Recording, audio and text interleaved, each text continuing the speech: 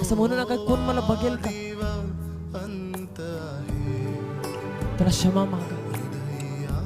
नम्र आवाज देवासमोर, आपल्या डोळ्यासमोर तो व्यक्ती आणा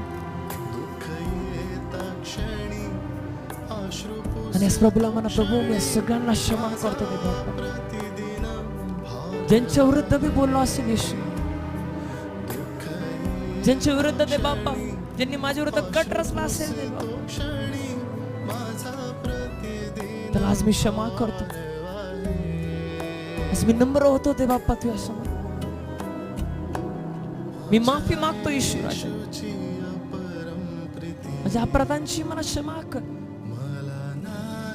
आज मी तुझ्या समोर तुझा मुलगा म्हणून आलोय दे बाप्पा,